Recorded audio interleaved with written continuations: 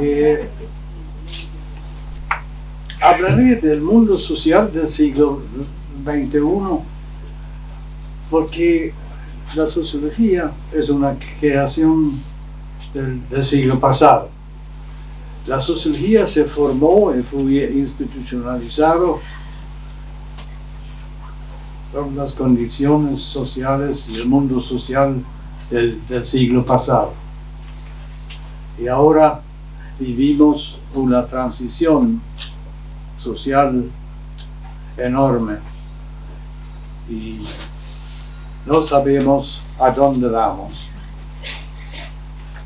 pero necesita una nueva sociología, una mutación, una transformación, una reforma, una revolución de la sociología clásica del siglo pasado. ¿Me escuchan? Sí. Quizás acerca un poco más el micrófono.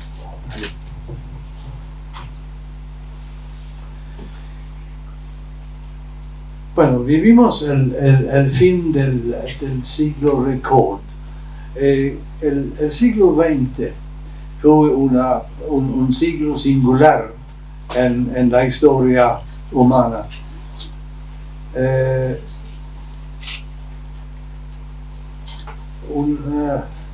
Un siglo cuando en cientos años, 100 años, la economía creció tanto como en 1900 años anteriores. Un siglo cuando la expectativa de vida aumentó de 31 a 66 años y la población humana subió de 1.65 mil millones hasta 6.6. Esto es el background de la situación actual de la humanidad en el siglo XXI. Está la día después del siglo pasado. Es decir, vamos en una transición del siglo de esperanzas al siglo de amenazas. En el siglo XX hubo el progreso liberal, el horizonte del socialismo, la visión de independencia nacional. Hubo una gran movilidad social y una apertura al consumo de masa. Y en comparación ahora vivimos una época de catástrofes climáticas y guerras y jóvenes bloqueados en los mercados de trabajo y de vivienda. Hay un fortalecimiento del revés de la igualización grande que ocurrió en muchas partes del mundo después de la Segunda Guerra Mundial, no solamente en el norte, pero en países como China, India también. Menos en América Latina, aunque, por ejemplo, en Argentina hubo un cierto proceso de igualización en los primeros años del peronismo. En 1980 ocurrió un revés de esto, con la llegada del neoliberalismo. Y lo que está ocurriendo ahora es un fortalecimiento de esta regresión socioeconómica. que se ve muy directamente en Argentina de Milei, ¿no? Y hay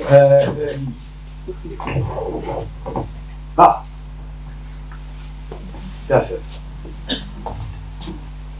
Y hay nuevos retos de la inteligencia artificial que pone tanto el trabajo y la razón humana en cuestión. Y vivimos un periodo de un malestar social muy amplio en el mundo, con un crecimiento casi mundial fuerte de lo que los psicólogos llaman negative affect, es decir, emociones negativas de pesimismo, de miedo, de angustia, después de 2010 y 11. Y finalmente vivimos un desorden del poder mundial. El este del siglo pasado ha desaparecido, hay un declive del oeste y hay una emergencia del sur. Pero todavía no sabemos a dónde estamos en transición, a dónde vamos. Bueno, ninguno sabe. Esto pone un gran desafío a la sociología.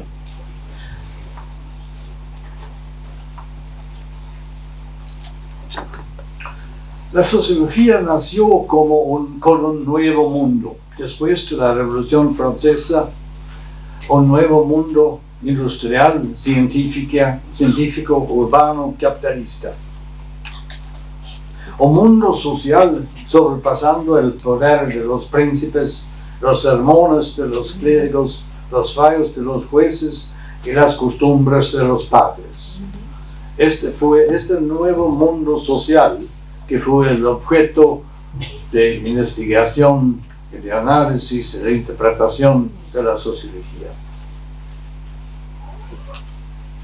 También el nacimiento de sociología se puede entender no solamente como después de la Revolución Francesa, sino también como antes de la Revolución Socialista, como escribí en los años 70.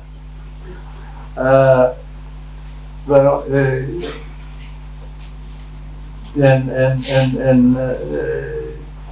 un idioma más adaptado a las coyunturas después de los años 70 del siglo pasado, podemos decir que la sociología se preocupó con la cuestión social de este nuevo mundo. La pobreza, la explotación, todo esto. La cuestión social del nuevo mundo social emergiendo con la revolución industrial, urbana y capitalista. Esto es una herencia de la sociología que debemos tener en cuenta. Esta vocación de interpretar el mundo,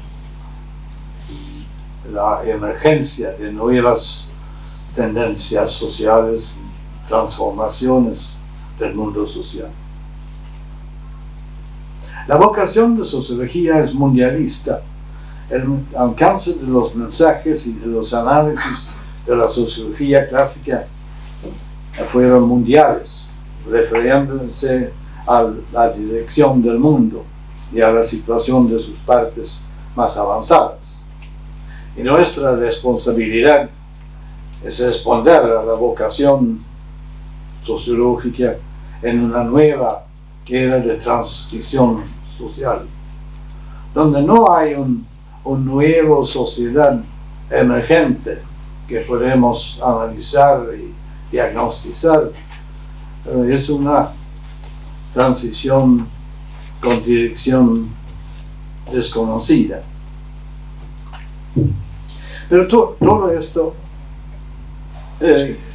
requiere una nueva sociología para el nuevo mundo social emergente.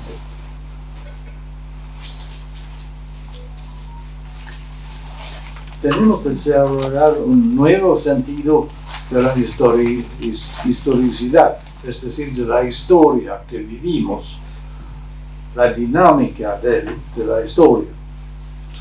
Un nuevo sentido del espacio social y de lo social mismo. Y finalmente, el poder mundial y su resistencia. En cuanto a la nueva historicidad, es importante que vivimos un desarrollo social exógeno a la sociología clásica, un desarrollo no evolucionista y no dialéctica. El cambio climático, la venganza de la naturaleza contra la modernidad industrial humana, el reto climático y ecológico al capitalismo, la posible incompatibilidad entre la acumulación ilimitada del capital y un desarrollo sustentable.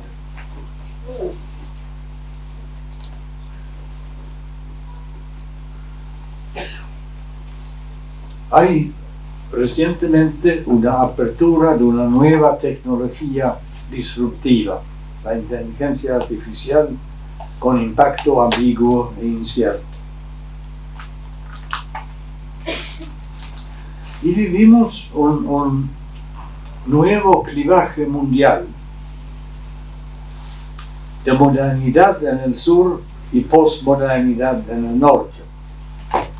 En lugar del clivaje de la sociología clásica, poniendo una modernidad en el norte y tradición en el sur. Y finalmente podemos ver por lo menos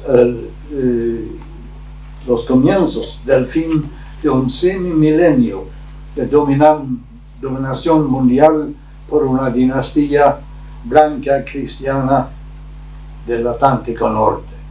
Una dinastía comenzando con Portugal y España y hasta actualmente el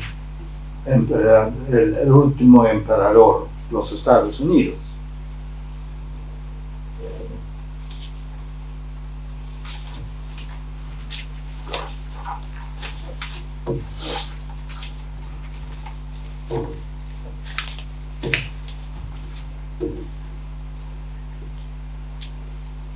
Para entender lo que está pasando, creo que es útil clarificar los conceptos de modernidad y de posmodernidad, que se pueden analizar de varias maneras, pero creo que lo más fructífero para la sociología es entender la modernidad y la posmodernidad como culturas del tiempo histórico. La modernidad se caracteriza por una valorización de lo nuevo, del cambio, del progreso,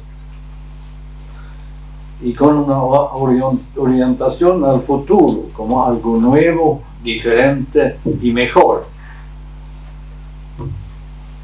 Y la modernidad siempre cuestiona o rechaza el pasado.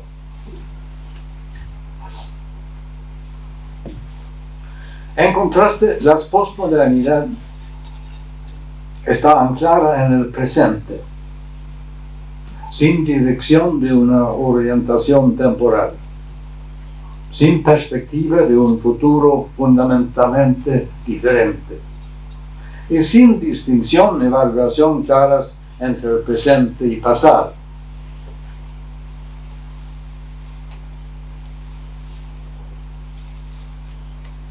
Y esto se manifiesta en un nuevo clivaje mundial norte-sur.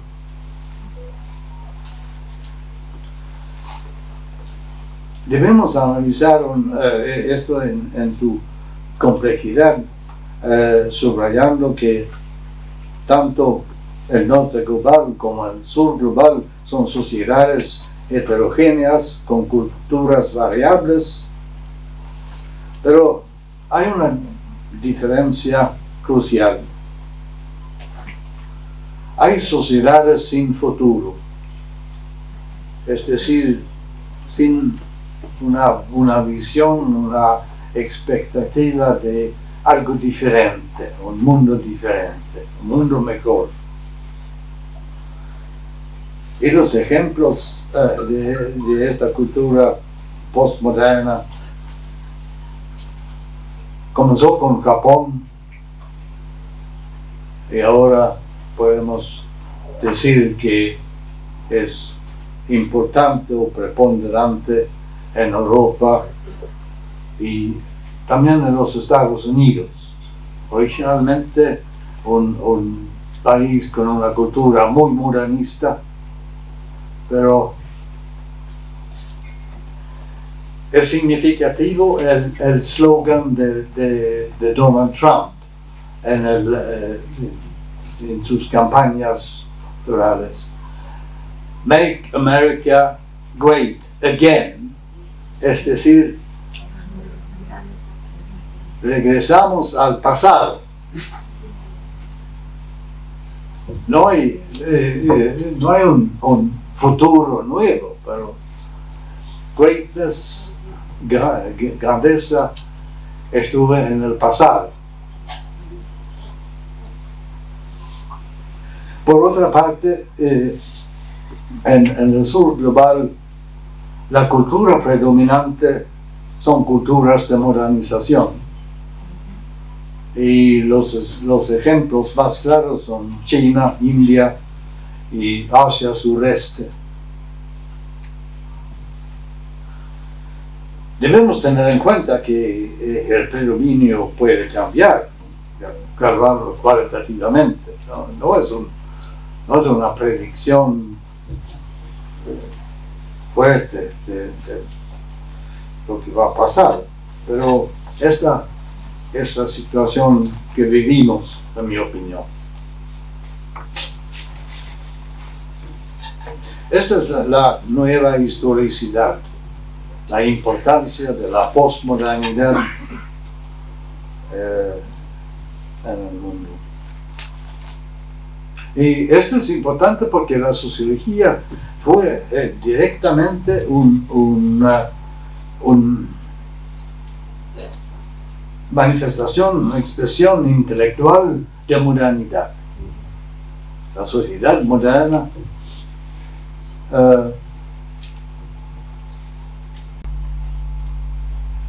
el espacio social en la sociología clásica fue la dicotomía entre la sociedad moderna y la sociedad tradicional desapareciendo. Para Kant, una sociedad científica; para Durkheim, una sociedad con cohesión social a través de la división del trabajo y la interdependencia. Y para Herbert Spencer, un mundo comercial en contraste con el mundo anterior, que fue un mundo militar. Y esto fue una perspectiva de este espacio social, se entendí como un universo social, caracterizando todo el mundo potencialmente en su evolución.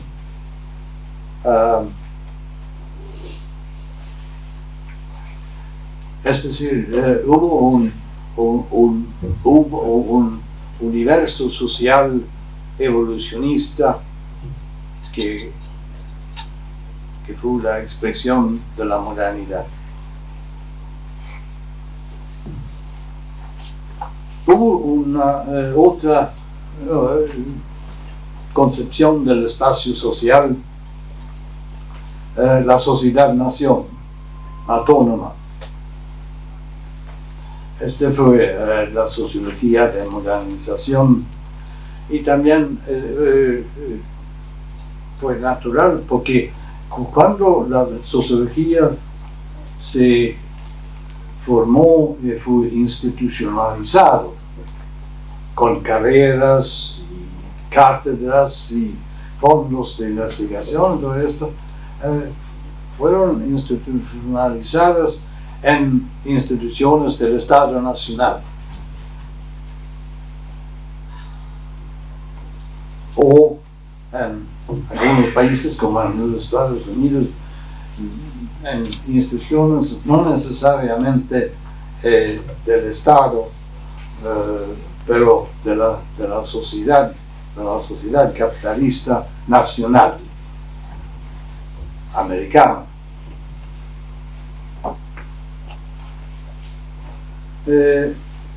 Al final del siglo pasado, bueno, tarde en el siglo pasado, ocurrió algunas nuevas concepciones del espacio social en la sociología, el sistema mundo,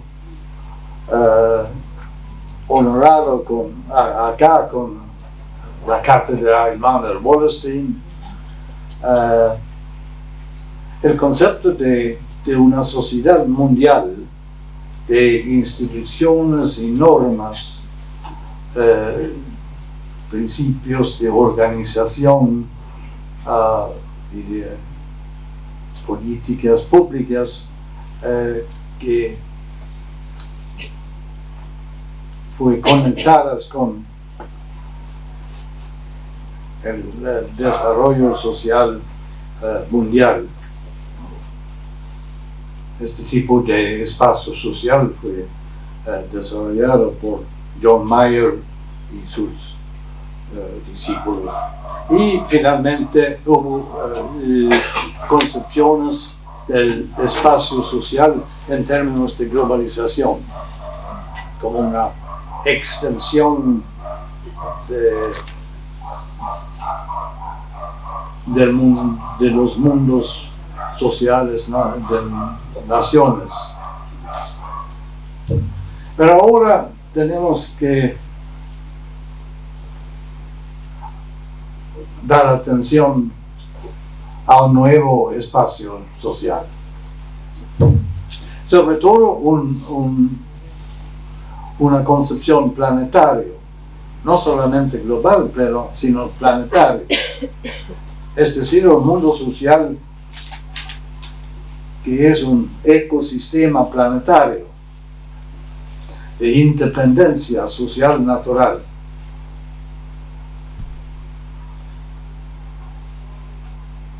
Y las relaciones entre lo social y lo natural ahora no está el dominio sobre la naturaleza por el hombre como un concepto central de la modernidad clásica. Y este nuevo espacio social necesita una nueva cartografía o cartografía social. Por ejemplo, de la vulnerabilidad a los choques de cambio climático, la capacidad institucional para manejar las furias de la naturaleza. Aquí es un mapa interesante, que es una carta de una mapa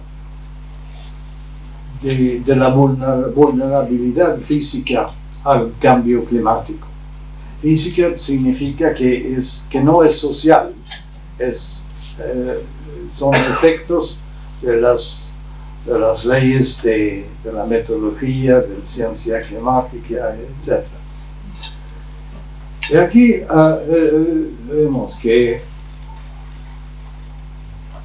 las regiones del mundo más responsables por la crisis climática, con las emisiones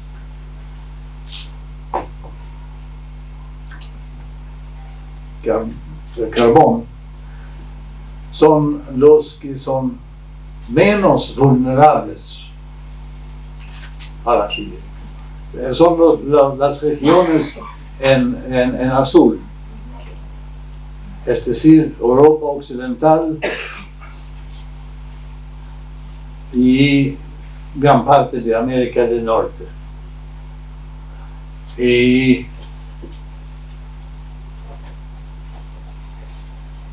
por otra parte, las partes más vulnerables del mundo con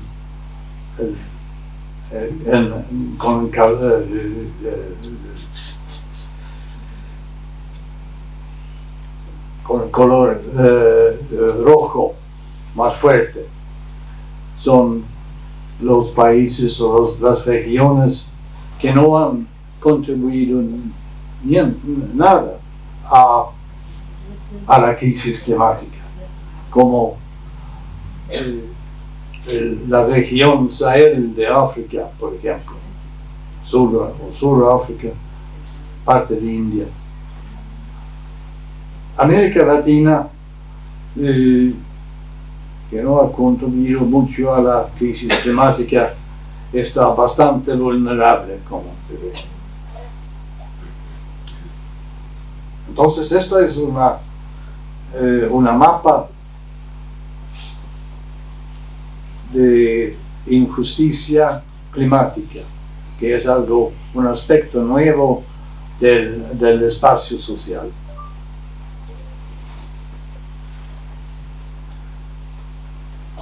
El nuevo espacio social contiene dos aspectos más. La era de globalización ha terminado. El juego de poder mundial no es más la globalización de los mercados, sino la geopolítica imperial entre bloques y alineamientos inestables de los estados nacionales. Esto es algo semejante al mundo de 1914, a la víspera de la Primera Guerra Mundial. Pero es algo, para la sociología, es algo nuevo, porque jamás la sociología clásica vi llegando la época de guerras.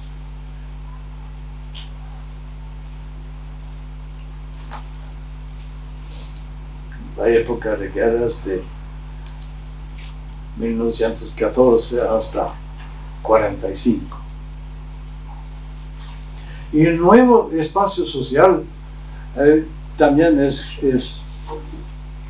polarizado socioeconómicamente. Y actualmente,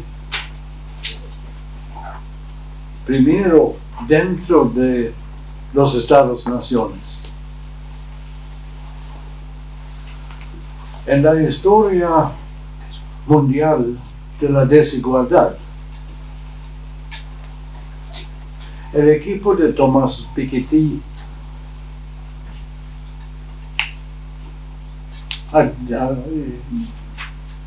ha descubierto que la desigualdad económica intranacional del siglo XXI.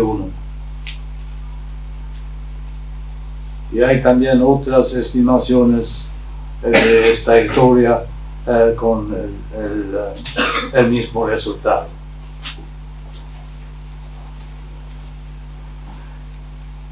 Y esta polarización es más grande en el sur que en el norte, porque la desigualdad económica y generalmente es más fuerte en el sur que en el norte.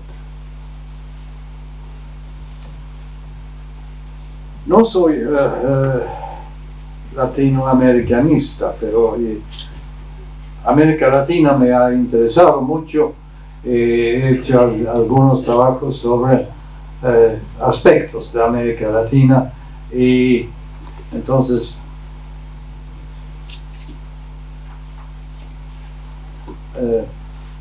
presentaré una hipótesis de América Latina en el mundo social hoy. En términos del planetario, me parece que América Latina tiene una posición semiperiférica en varios aspectos, tanto en la globalización como en la geopolítica, tanto en demografía como en finanzas. Me parece situada entre la posmodernidad del norte y la modernización afroasiática. Esto es no más que una hipótesis, pero es algo a reflexionar. Y como hemos visto en la mapa, en términos de vulnerabilidad climática, América Latina ocupa también una posición intermedia entre las regiones privilegiadas del norte y las áreas de catástrofe en la África y Asia Occidental. En términos geopolíticos, lo que está ocurriendo me parece significativo es que América Latina está en un proceso de emancipación de la esfera de los Estados Unidos. Me recuerdo muy bien cuando el gobierno de Biden invitó los jefes de Estado de América Latina a los Estados Unidos, y el presidente de México dijo no venimos porque si no invita a todos los jefes de Estado de América Latina, yo no me voy. Este fue un aspecto de emancipación latinoamericana de la esfera de los Estados Unidos.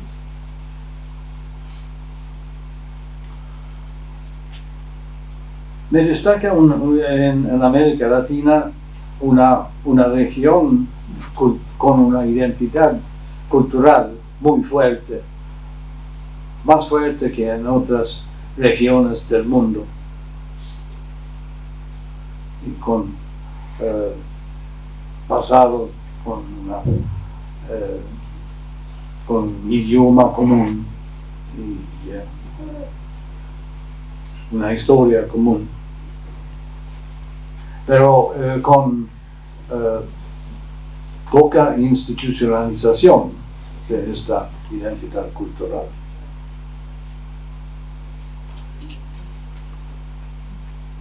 Es una región polarizada y actualmente más polarizada que en muchos años. Pero también es interesante que América Latina es un continente o un subcontinente políticamente innovador. Hay innovaciones tanto de izquierda como de derecha. Por la izquierda hay la tradición del llamado populismo revolucionario transformador. Hay o hubo el socialismo del siglo XXI de Hugo Chávez y sus aliados.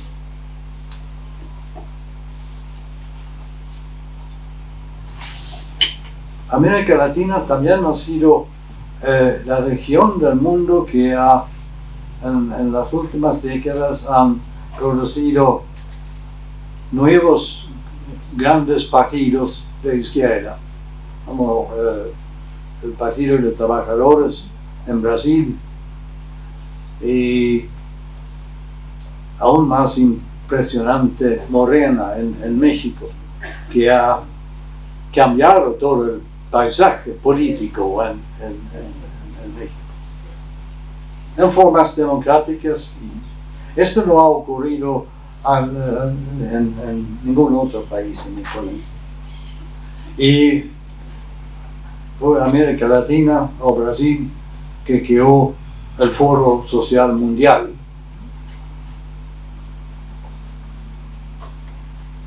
Pero tenemos que reconocer que también la derecha latinoamericana ha sido innovadora con el neoliberalismo militar de Chile, con el neoliberalismo salvaje de nuestro presidente actual.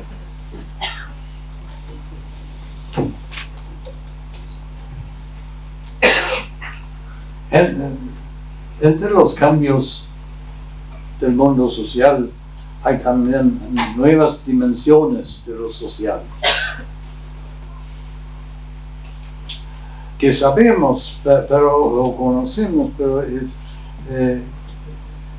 hay que ponerlos en perspectiva con otros cambios. Vivimos una interesante socialización y debiologización del sexo, del corte, de la reproducción humana, con su forma quizás más significativa simbólicamente, el nuevo fenómeno trans, que mi sexo determino yo, no el Dios, no la natura, no mis padres, pero yo. Por otro lado, vivimos una renaturalización de la vida humana con una dependencia climática y ecológica, una dependencia que la modernidad trató de huir.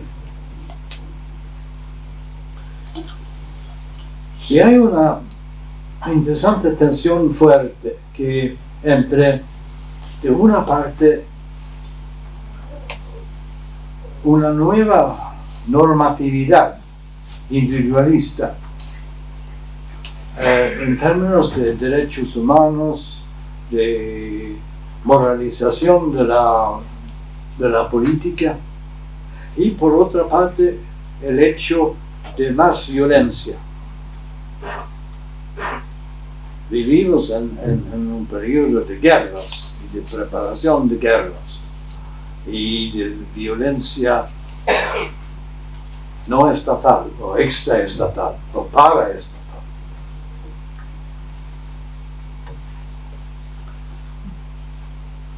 Y la inteligencia humana enfrenta a sus propios límites en la inteligencia artificial generativa. Gran parte de la interacción social será robotizada o está robotizado ya. Interacción comercial, administrativa, jurídica, robots que deciden casos de jurisdicción y la difusión de ideología.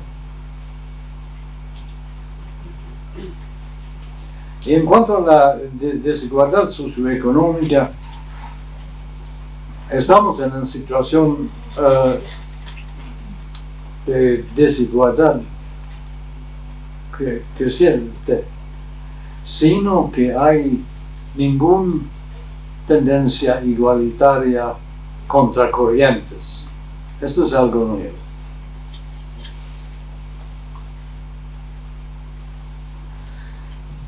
Esto significa que igualdad o menos desigualdad depende primero de culturas normativas y de rebeliones, no de tendencias socioeconómicas o políticas.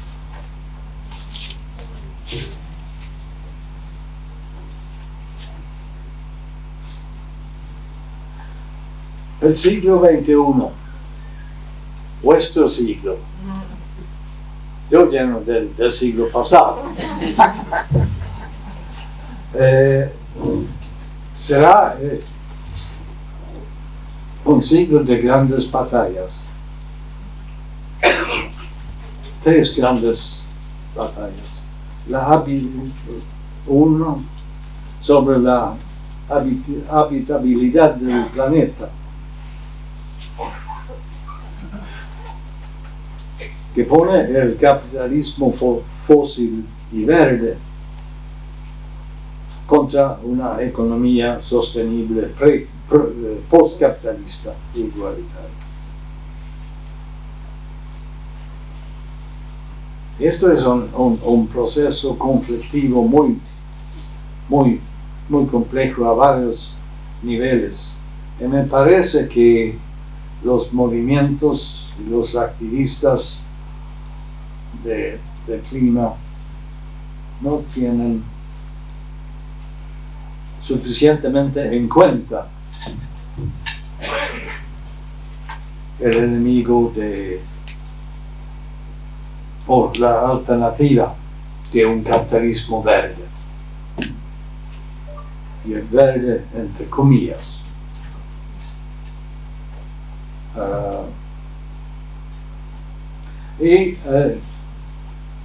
La segunda batalla será sobre la hegemonía mundial. La cuestión principal es el mantenimiento militar de la dominación de los Estados Unidos o una transición pacífica a un mundo plural, igualitario y solidario.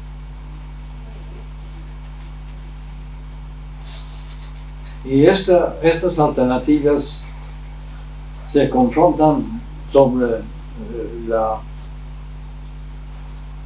sombra de la guerra, y vivimos una gran semejanza a Eurasia en la época de 1914 hasta 1945.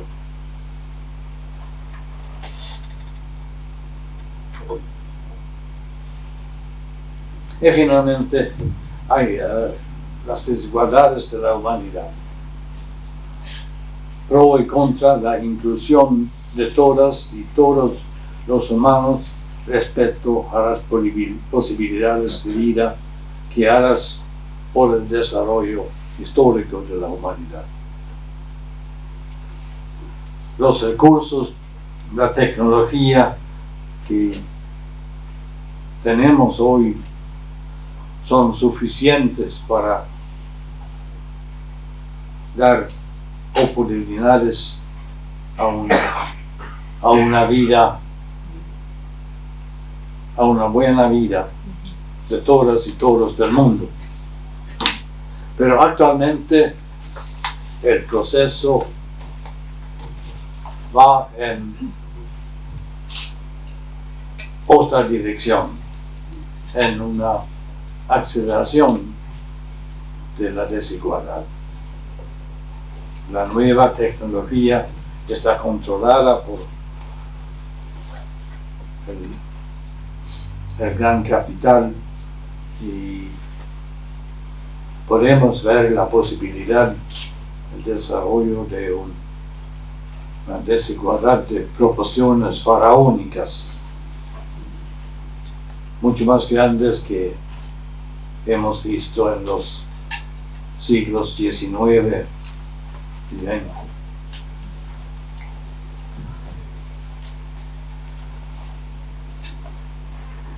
Bueno, quiero decir algo sobre las fuerzas de las izquierdas frente a los conflictos del siglo XXI.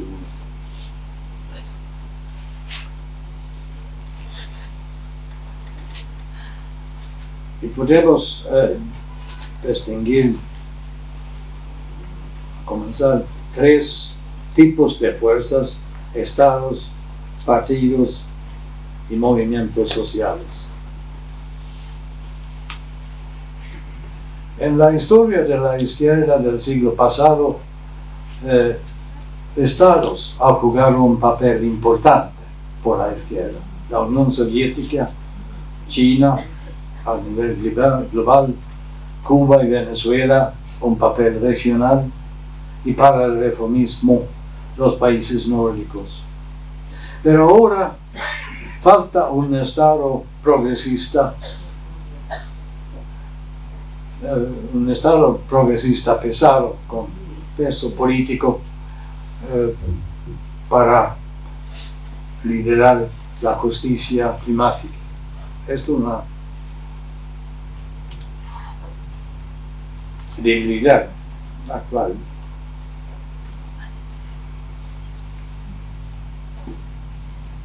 Los partidos políticos se pueden sumar en tres corrientes políticas internacionales: la socialdemocracia, que es la corriente más grande.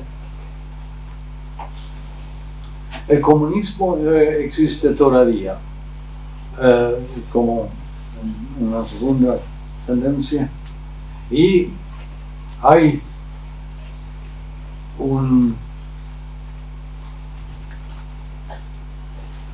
tipo de internacional, no en términos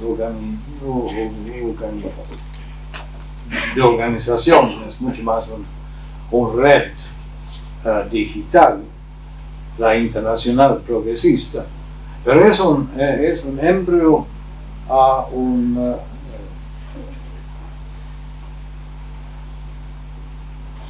unión de las nuevas izquierdas, y tiene más miembros entre sindicatos y movimientos sociales que en partidos. Pero por otro lado es una organización, una red anclado en el sur. Es algo nuevo y diferente.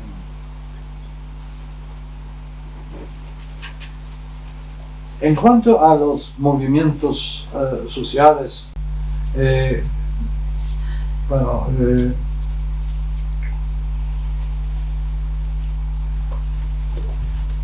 quiero subrayar dos aspectos. Por una parte, estos movimientos son mucho más globales que anteriormente. Hay una conectividad global entre movimientos sociales que es impresionante.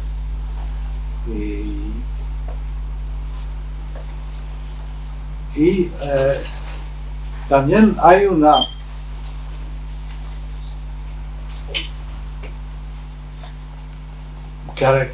caracterización de rebelión en estos momentos que también es impresionante, aunque sea poco recordado.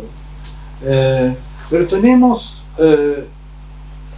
datos analizados sociológicamente por un colega de Harvard, Erika Chenoweth, que descubrí que en la década de 2010 hubo más movilizaciones populares reclamando la salida del gobierno en existencia. Más de esas movilizaciones que en toda la historia moderna, después de 1900, más que en todo el siglo pasado. Esto significa que hay una población humana insumisos.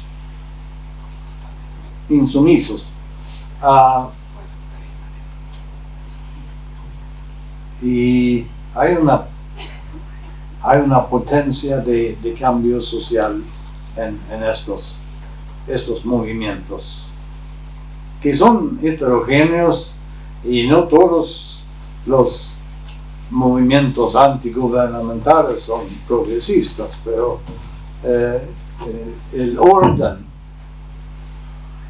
y el espacio social no está estable. Es esto lo importante.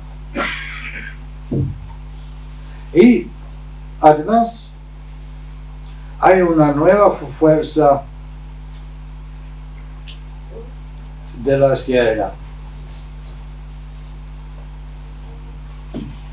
que no tiene mucha fuerza en la calle o en los estados, pero también tiene un significado. Creo que podemos llamarlo una ilustración planetaria. Es una fuerza intelectual inspirada por científicos del clima con conciencia social y por economistas igualitarios de primer rango. Incluso los premios Nobel como Amartya Sen, Joe Stiglitz, Abhijit Banerjee, Esther Duflo y otros. Y esta ilustración planetaria tiene una infraestructura en organizaciones especiales de la ONU, la Organización del Trabajo, la primera organización interestatal que proclamó la justicia social como un meta. Y hay un base social de esta ilustración en académicos y profesionales de formación social y humanista, como ustedes todos. Y creo que esta ilustración tiene una influencia cultural a largo plazo. Tenemos que conmemorar que la ilustración del siglo XVIII preparó la base por las revoluciones americanas y francesas. Ahora el fin está próximo. El fin del mundo. No.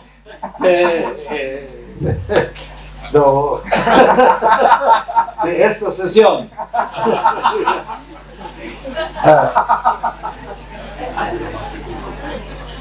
Entonces, algunas conclusiones. Vivimos en una era de transición, pero hasta dónde no lo sabemos.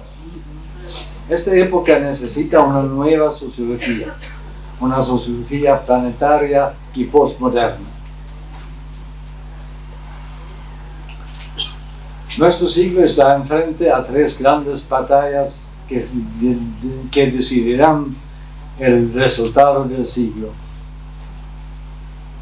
Actualmente la izquierda mundial no está bien preparada para esto. Sin embargo, tiene un potencial de insumisión masiva y el apoyo de una corriente científica normativa, una nueva ilustración sin precedentes después de las revoluciones americanas y francesas. Entonces, podemos concluir que las grandes batallas de nuestro siglo todavía están por ganarse. Una nueva sociología crítica tiene una responsabilidad y una contribución a realizar a varios niveles de la sociología. Gracias.